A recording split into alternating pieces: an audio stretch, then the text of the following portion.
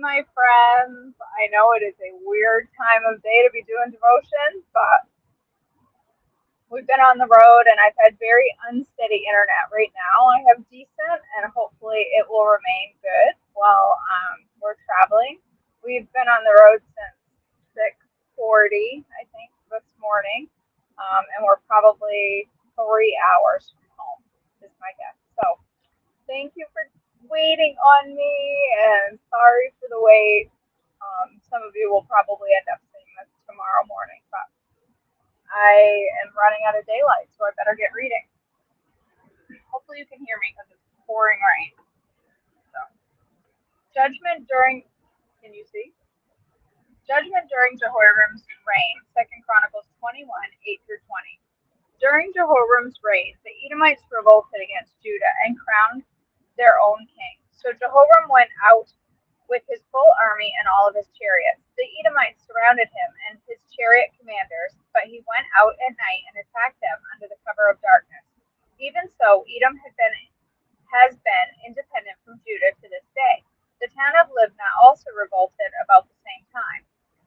All this happened because Jehoram had abandoned the Lord, the God of his ancestors. He had built pagan shrines in the hill country of Judah and had led the people of Jerusalem and Judah to give themselves to pagan gods and to go astray.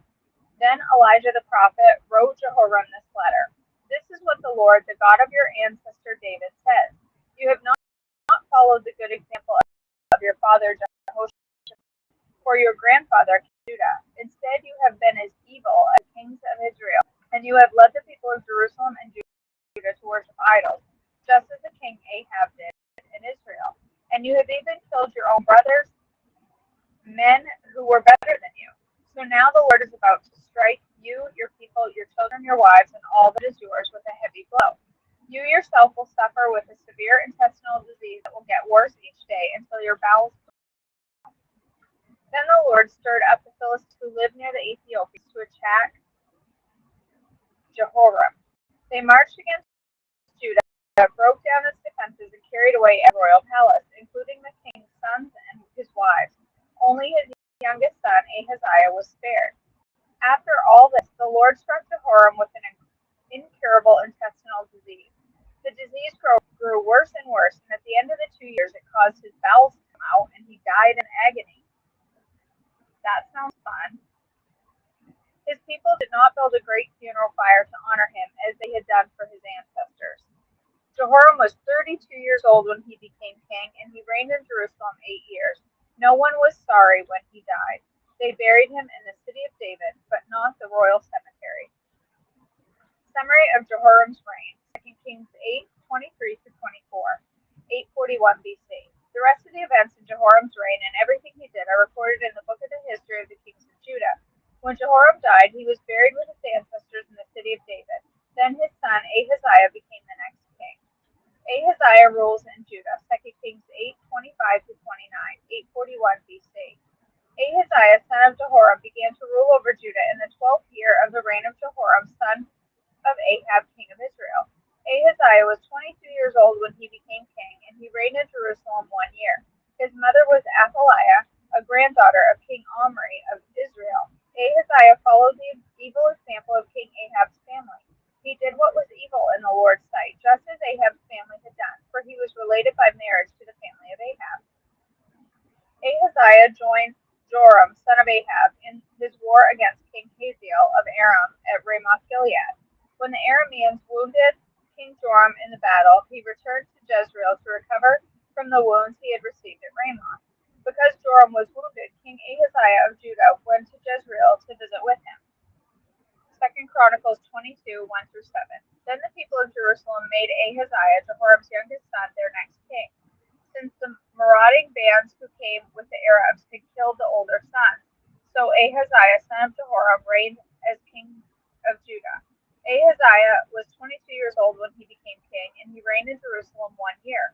His mother was Athaliah, a granddaughter of King Omri. Ahaziah also followed the evil example of King Ahab's family, for his mother encouraged him in doing wrong. He did what was evil in the Lord's sight, just as Ahab's family had done. They even became his advisors after the death of his father, and they led him to ruin. Following their evil advice, Ahaziah joined Joram, the son of King Ahab of Israel, in his war against King Hazael of Aram at Ramoth Gilead. When the Arameans wounded Joram in the battle, he returned to Jezreel to recover from the wounds he had received at Ramoth. Because Joram was wounded, King Ahaziah of Judah went to Jezreel to visit with him. But God had decided that this visit would be Ahaziah's downfall. While he was there, Ahaziah went out with Joram to meet Jehu's grandson of Nimshi, whom he had appointed to destroy the dying. Jehu appointed king of Israel, 2 Kings 9, 1 through 13, 841 BC. Meanwhile, Elisha the prophet had summoned a member of the group of prophets. Get ready to travel, he told them, and take this flask of olive oil with you. Go to Ramoth Gilead and find Jehu, son of Jehoshaphat, son of Nimshi. Call into a call him into a room away from his friends and pour oil over his head. Say to him, this is what the Lord says, I anoint you to be king over Israel. And open the door and run for your life. So the young prophet did as he was told and went to Ramoth Gilead. When he arrived there, he found Jehu sitting around with the other army officers. I have a message for you, Commander, he said. For which one of us? Jehu asked. For you, Commander, he replied. So Jehu left the others and went into the house. Then the young prophet poured oil over Jehu's head and said, this is what the Lord, the God of Israel, says. I anoint you king over the Lord's people, Israel. You are to destroy the family of Ahab, your master. In this way I will avenge the murder of my prophets and all the Lord's servants who were killed by Jezebel. The entire family of Ahab must be wiped out. I will destroy every one of his male descendants, slave and free alike, anywhere in Israel. I will destroy the family of Ahab as I destroyed the families of Jeroboam, son of Nebat, and of Baasha, son of Ahijah. Dogs will eat Ahab's wife Jezebel at the plot of land in Jezreel, and no one will bury her. Then the young prophet opened the door and ran. Jehu went back to his fellow officers, and one of them asked, what did that madman want? Is everything all right? You know how a man like that babbles on, Jehu said. You're hiding something, he said. Tell us. So Jehu told them. He said to me, this is what the Lord says. I have anointed you to be king over Israel. Then they quickly spread out their cloaks on the bare step and blew the ram's horn, shouting, Jehu is king. Jehu kills Joram and Ahaziah. 2 Kings 9:14-29, 841 BC. So Jehu, son of Jehoshaphat, son of Nimshi, led a conspiracy against King Joram. Now Joram had been with the army at Ramoth Gilead, defending Israel against the forces of King Hazael of Aram. But King Joram was wounded in the fighting and returned to Jezreel to recover from his wounds. So Jehu told the men with him, if you want me to be the king, don't let anyone leave town and go to Jezreel to report what we have done. Then Jehu got into the chariot and rode to Jezreel to find King Joram, who was lying there wounded. King Ahaziah of Judah was there too, for he had gone to visit with him. The watchman on the tower of Jezreel saw Jehu and his company approaching, so he shouted to Joram, I see a company of troops coming. Send a rider to ask if they are coming in peace, King Joram ordered. So a horseman went out to meet Jehu and said, the king wants to know if you are coming in peace. Jehu replied, what do you know about peace? Fall in behind me.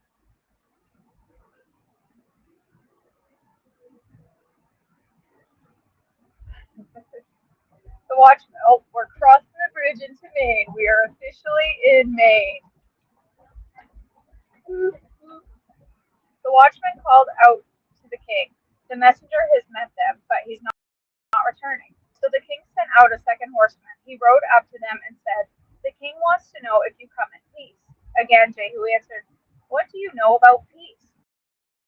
Fall in behind me. The watchman explained, met them, but he isn't returning either. It must be Jehu, son of Nimshi, for he's like a madman. Quick, get my chariot ready, King Joram commanded. Then King Joram of Israel and King Ahaziah of Judah rode out in their chariots to meet Jehu. They met him at the plot of land that had belonged to Naboth of Jezreel. King Joram demanded, do you come in peace, Jehu? Jehu replied, how can there be peace as long as the idolatry and witchcraft of your mother? Then King Joram turned the horsemen. King Ahaziah, treason, shouting to King Ahaziah, treason, Ahaziah. But Jehu drew his bow and shot Joram between the shoulders. The arrow pierced his heart, and he sank down dead in his chariot. Jehu said to Bidkar, his officer, "Throw him on the plot of land that belonged to Naboth of Jezreel. Do you remember when you and I were riding along behind his father Ahab? The Lord pronounced this message against him. I solemnly swear that I will repay him here on this plot of land, says the Lord, for the murder of Naboth and his sons that I saw yesterday. So throw him out on Naboth's property, just as the Lord said." When King Ahaziah of Judah saw what was happening, he fled along the road to Beth Hagan. Jehu rode after him, shouting, "Shoot him too!" So they shot Ahaziah in his chariot at the ascent of Gur near Ibleam. He was able to go on as far as Megiddo, but he died there. His servants took him by chariot to Jerusalem, where they buried him with his ancestor in the city of David. Ahaziah had become king over Judah in the 11th year of the reign of Joram, son of Ahab. The death of Jezebel. 2 Kings 9:30 through 37, 841 BC. When Jezebel, the queen mother, heard that Jehu had come to Jezreel, she painted her eyelids and fixed her hair and sat at a window. When Jehu entered the gate of the palace, she shouted at him, "Have you come in peace, you murderer? You're just like Zimri, who murdered his master." Jehu looked up and saw her at the window and shouted, "Who is on my side?"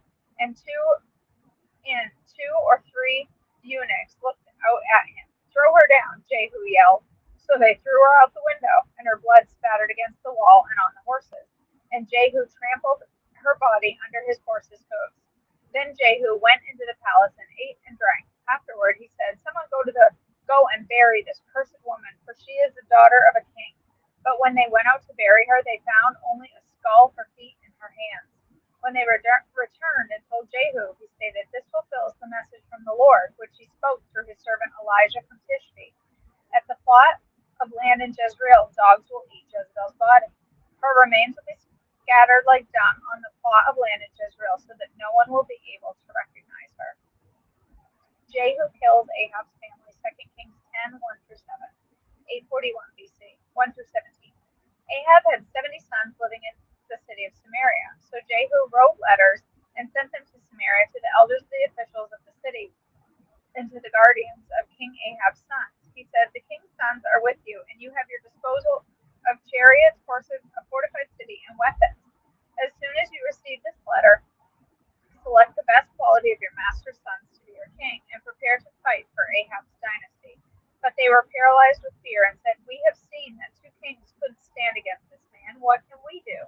So the palace and city administrators, together with the elders and the guardians of the king's sons, sent this message to Jehu: "We are your servants and will do anything you tell us. We will not make anyone king. Do whatever you think is best." Jehu responded with a second letter, "If you are on my side and are going to obey me, bring the heads of your master's sons to me at Jezreel by this time tomorrow." Now the 70 sons of the king were being cared for by the leaders of Samaria, where they had been raised since childhood. When the letter arrived, the leaders killed all 70 of the king's sons. They placed their heads in baskets and presented them to Jehu at Jezreel. A messenger went to Jehu and said, "They have brought the heads of the king's sons." So Jehu ordered, "Pile them in 2 heaps at the entrance of the city gate and leave them there until morning." In the morning he went out and spoke to the crowd who had gathered around them. "You are not to blame," he told them. "I am the one who conspired against my master and killed him. But who killed all these? You can be sure that the message of the Lord that was spoken concerning Ahab's family will not fail." The Lord declared through his servant Elijah that this would happen. Then Jehu killed all who were left of Ahab's relatives living in Jezreel, and all of his important officials, his personal friends, and priests. So Ahab was left without a single survivor. Then Jehu set out for Samaria.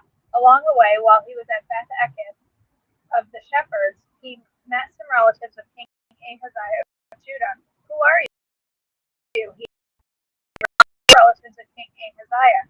"We are going to King Ahab and the sons of the queen mother." "Take them alive," Jehu shouted to his men, and they captured all 4 of them and killed them at the well at Beth Eked. None of them escaped. When Jehu left there, he met Jehonadab, son of Rechab, who was coming to meet him. After they had greeted each other, Jehu said to him, "Are you as loyal to me as I am to you?" "Yes, I am," Jehonadab replied. "If you are," Jehu said, "then give me your hand." So Jehonadab put out his hand, and Jehu helped him into the chariot. Then Jehu said, "Now come with me and see how devoted I am to the Lord." So Jehonadab went with him. When Jehu arrived in Samaria, he killed everyone who was from Ahab's family, just as the Lord had promised through 2 Chronicles 28 through 9. While Jehu was executing judgment against the family of Ahab, he had to meet Judah's officials by Israel traveling. So Jehu found him waiting in the city of Samaria. They brought him to Jehu, told him Ahab was a distant burial because the people said he was the grandson of Jehoshaphat. The man sought after the Lord with all of his heart.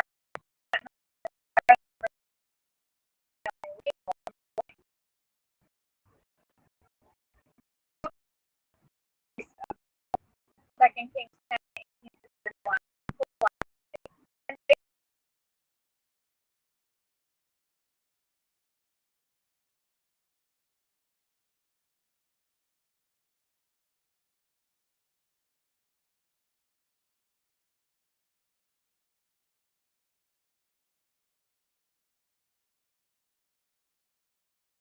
Plan was to destroy all the worshippers of Baal. Then Jehu ordered, "Prepare a solemn assembly to worship Baal." So they did. He sent messengers throughout Israel summoning those who worshipped Baal.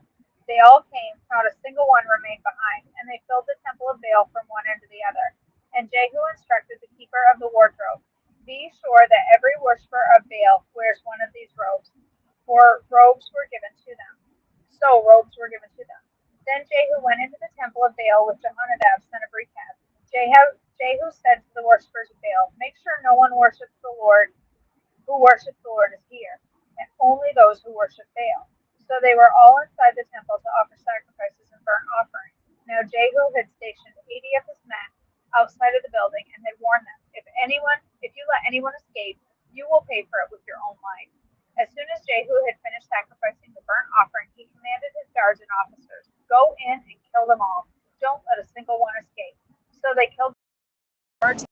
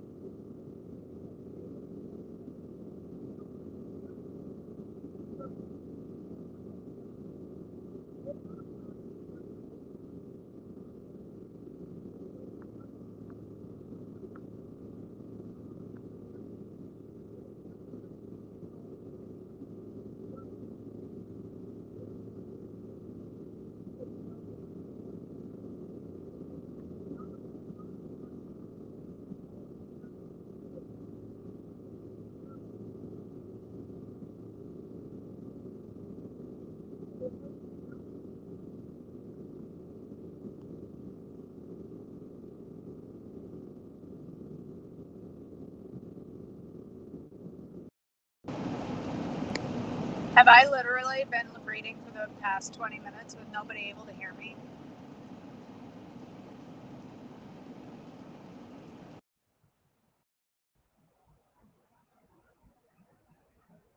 Oh my word, I'm sorry. Can you hear me now? Sorry about that. How much of it was it the whole thing? You heard most of it. Okay. All right. Well, sorry about that. All right. The 17th of June. Value the season you're in. Habakkuk 2:3. The revelation awaits an appointed time. It speaks of the end and will not prove false. Though it linger, wait for it. It will certainly come and will not delay. Am I on the right day? Get that. All right. As the seasons change, you might notice things growing or dying, getting warmer or growing colder, depending on where you live. As things get colder, it's easy to long for warmer, brighter times. Yet, if the earth skipped any of the seasons, growth would be limited. So it is for a season in your life right now. If you're in a season of waiting, of what feels like the fall or winter, and you wish you were in a different time, know that God has more for you to learn. Maybe it's a lesson in relationships, money management, or cleanliness. For example, if you want an office with a view, then try keeping your current workspace tidy. Regardless of your season, allow it to prepare you for the birth of your next season, the one filled with your dreams and God given purpose as you continue waiting. Recognize and reflect on how far this present season has brought you. Ask the question, is there more to learn here? Appreciate the opportunities this season has given you. And then keep waiting, trusting that God will bring growth in all of your seasons. Lord, please open my eyes to what you are doing in and around me. I embrace your teaching and leading in this season.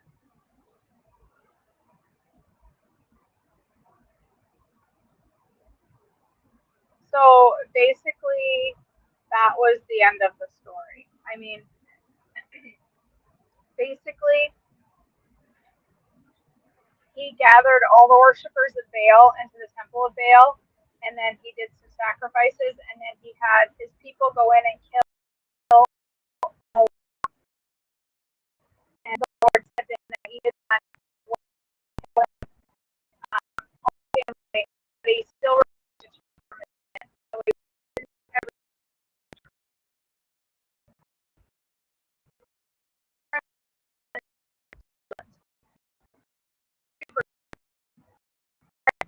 I don't know if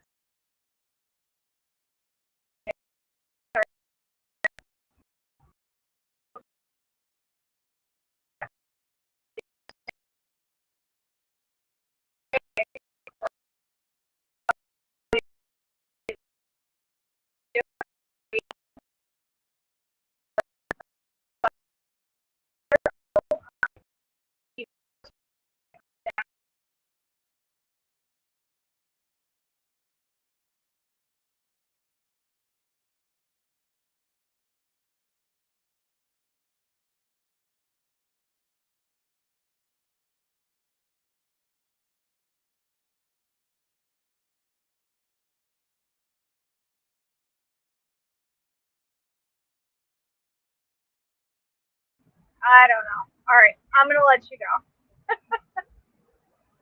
All right.